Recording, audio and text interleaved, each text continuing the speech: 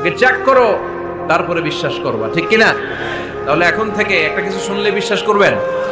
একজন এসে বলল, ভাইজান আপনার মেয়েরা দেখলাম আরেক ছেলের সাথে বাজারে ঘোরাফেরা করে, ওই রমনার বটমূলে দেখলাম আপনার মেয়ে আরেক ছেলের নিয়ে ফষ্টি নষ্টি করে, লোকের কথা বিশ্বাস করে বাসায় যে মেয়ের চুলের মধ্যে ধরে মাইর, আইজো মায়ের কাইলো মাইর, এরকম হইতে না? হয়তো ওই লোক আপনার মেয়ের মতো দেখতে আরেক মেয়েকে দেখছিল, এরকম হয় কিনা সমাজে? একজন এসে বললো, ভাই আপনি এখানে ভাবি তো দেখলাম জায়গায় আরেক লোকের সাথে ঘোরাফেরা করতেছে, খবর রাখেন না? আপনি রেগে মেগে, ঘটনা কি? আমার খেয়ে আমার পরে আরেকজনের সাথে, যে এই বাড়িতে যে মায়ের, কোনো কথা নেই। দেখবেন যে ছোট্ট মারামারি থেকে এই ঘটনা অনেক সময় বিচ্ছেদ বা ডিভোর্স পর্যন্ত গড়ায়, ঠিক কি? ওই যে শোনা কথা কান দিছে ফাতাবাইয়ুন, আপনি চেক করেন নাই, হয়তো আপনার স্ত্রীর মতো দেখতে বা আপনার স্ত্রী যে জামা পরে, যে পোশাক পরে, এরকম পোশাক পরে আরেক নারীকে দেখে, আপনার বউ নাই।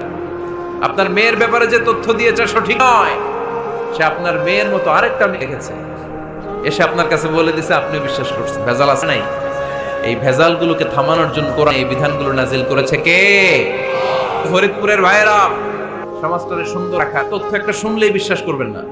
সিলে কান নিয়ে গেছে, শুনলেই সিলের পিছনে দৌড়, নাকি? কি করবেন? আগে কানে দিয়ে একটু দেখবো কান দুইটা আছে না নাই, তারপর সিলের পিছনে দৌড়ান। তাহলে এখন থেকে আমরা তথ্য একটা শুনলেই বিশ্বাস করব। তাহলে কি করবেন? বলতে হবে কি করবেন?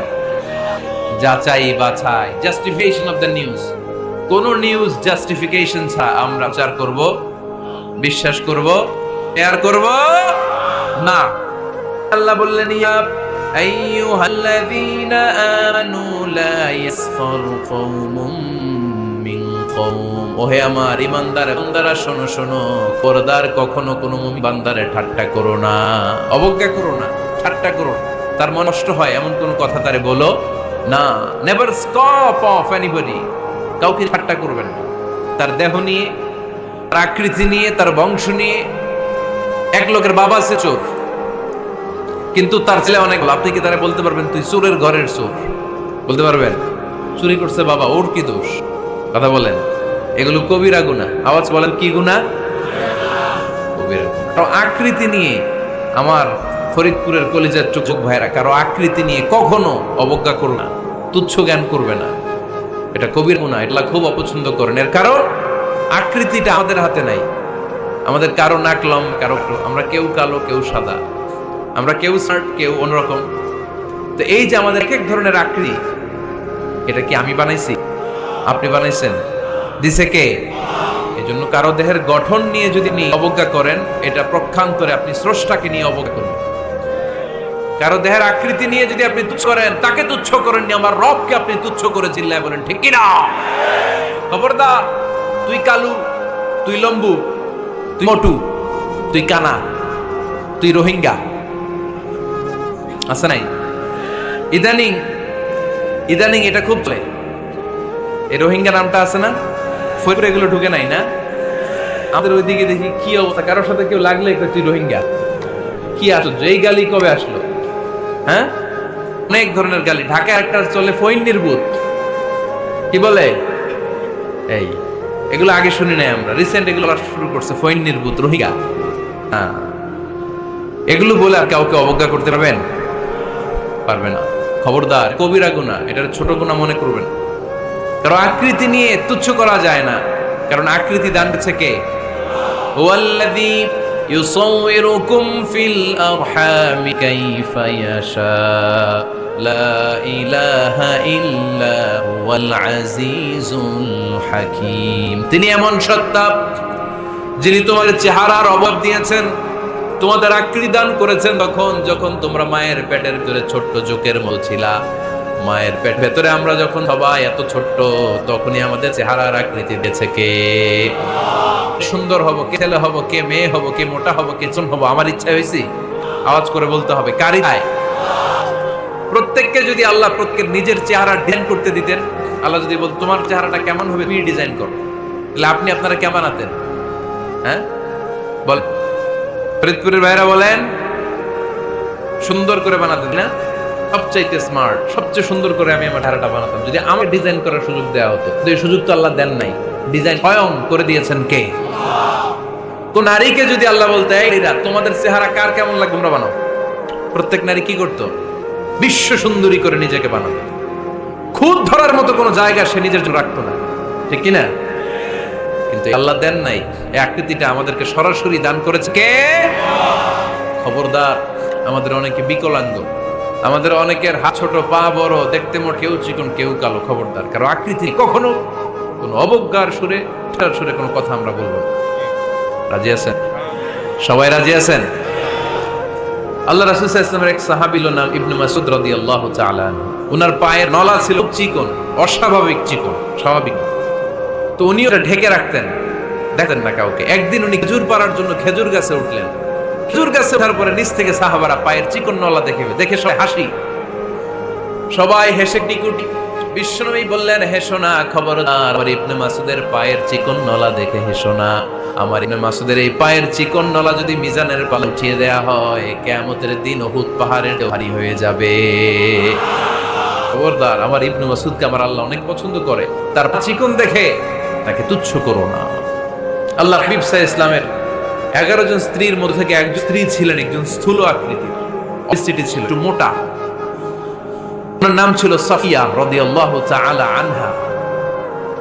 আম্মা জান আয়েশার সাথে একবার সাফিয়ার ঝগড়া, নবীদের বউদের মাঝে মাঝে ঝগড়া হতো, তবে সেটা হতো মধুর ঝগড়া। সুবহানাল্লাহ পড়েন। আম্মা জান আয়েশা রাদিয়াল্লাহু তাআলা আনহার বাসায় একদিন বিশ্বনবী বসা ছিলেন, আরেকজন স্ত্রী, বিশ্বনবীর আরেকজন স্ত্রী রান্না করে কিছু খাবার আম্মা জান আয়েশার ঘরে পাঠিয়েছেন। এক দাসী দিয়ে বলল, যাও এটা আয়েশার ঘরে দিয়ে আসো, কারণ নবী আয়েশার। আম্মা জান আয়েশা রাদিয়াল্লাহু তাআলা আনহা বললেন, এগুলো কি? ওই দাসী বলে, তরকারি দিয়েছে অমুক স্ত্রী। কেন দিয়েছে? আমি রান্না করতে পারি না, তোর রান্না তোমরা খাও। এই কথা বলে পাতিল সহ উড়ায় মারছে চেহারা। কারণ ওনারা মানুষ ছিলেন, মানবীয় ব্যাপারগুলোর মধ্যে করত। আবার এক স্ত্রী ঝোল দিয়ে রান্না করে কিছু খাবার নিয়ে এসেছে, আম্মা জান আয়েশা রেগে মেগে ওই ঝোল নিয়ে ওই স্ত্রীর গাল মধ্যে মেখে দিয়েছেন। বিশ্বনবীর আরেক বউয়ের গালের মধ্যে ওই ঝোল লাগাই দিয়েছে।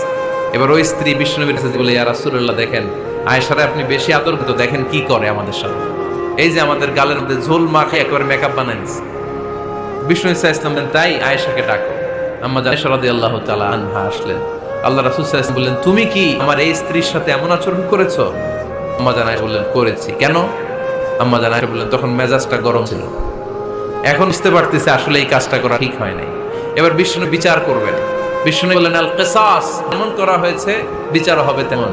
তোমার যেমনি ঝোল লাগাই দিছে, তুমি একটু ঝোল নিয়ে আয়েশার গালে লাগাই দাও। সুবহানাল্লাহ পড়বেন না? ওই স্ত্রীও কিছু ঝোল নিয়ে আম্মা জান আয়েশার গালে লাগাই দিল। এখন দুইজনে হাসছে। বিশ্বনবী হাসলেন, আরশের উপর থেকে খুশি হয়ে গেলেন। কে? তো স্ত্রীদের মধ্যে মাঝে মাঝে এটা ঘটতো। সাফিয়া রাদিয়াল্লাহু তাআলা আনহা ছিলেন একটু মোটা।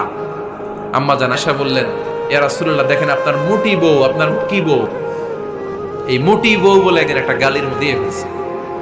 আল্লাহ রাসূল সাল্লাল্লাহু আলাইহি ওয়াসাল্লাম রেগে গেলেন, বললেন, আয়েশা এটা কেমন কথা তুমি বললা? আমার সাফিয়ারে তুমি মোটি বলে গালি? আয়েশা, ইয়া আয়েশা, লাকাদ কুলতি কালিমা লাউ মুজিজাত বিমাইল বাহরি লামাজাজাতহু, এমন একটা মন্তব্য তুমি সাফিয়ার ব্যাপারে করে ফেলেছো রে আয়েশা, এই কথাটা যদি সাগরের নীল পানির মধ্যে ছেড়ে দেয়া হয়, এই কথার পঙ্কিলতার কারণে, এই কথার কর্দমাক্ততার কারণে, এই কথা পঙ্কিলতার কারণে সাগরের সব পানিগুলো মুহূর্তের মধ্যে কালো হয়ে যাবে।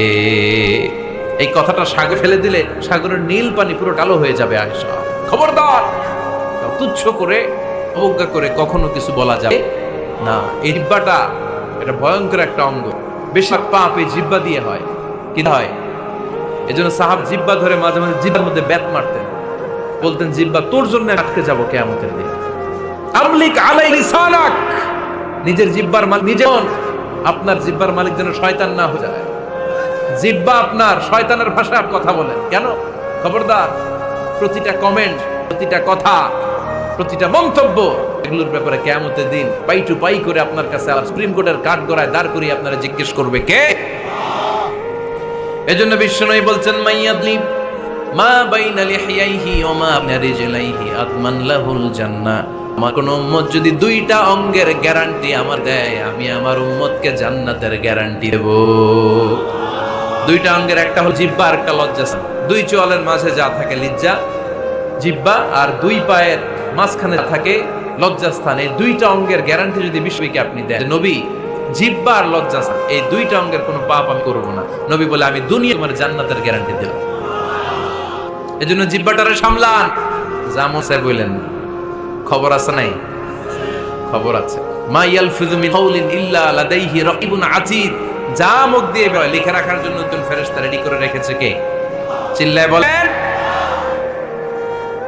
যতদিন আমরা বেঁচে থাকবো ততদিন থাকবে আমাদের কাজ। আমরা মরে যাবো, এই ফেরেশতারা উড়াল দিবে, ঠিক কি না? দুই কান্দে ছিল যে তোমার দুইজনা পাহারা, তোমারে কেলা তুইয়া পালাইছে তাহারা, তোমার আটকুঠুরি নয় দরজা বন্ধ এবার হলো রে হলো, মুখে আল্লাহ রসুল সবে বলো, ও মুখে আল্লাহ রসুল সবে বলো, দুয়ারে আইসাছে পালকি নাই হরি গাম, তোলো রে তোলো, মুখে আল্লাহ রসুল সবে বলো, ঠিক না? এজন্য সাবধান। আমলিক আলাইকা লিসানাক, জিহ্বার মালিক নিজে হন। মন যা চায় মিন তখন ইচ্ছা মতো মন মতো কোনো মন্তব্য করতে পারা। বিশ্বাসী বলে যদি নিজেকে দাবি করে, নিজের জিহ্বার মালিক নিজে থাকার দরকার আছে নাই?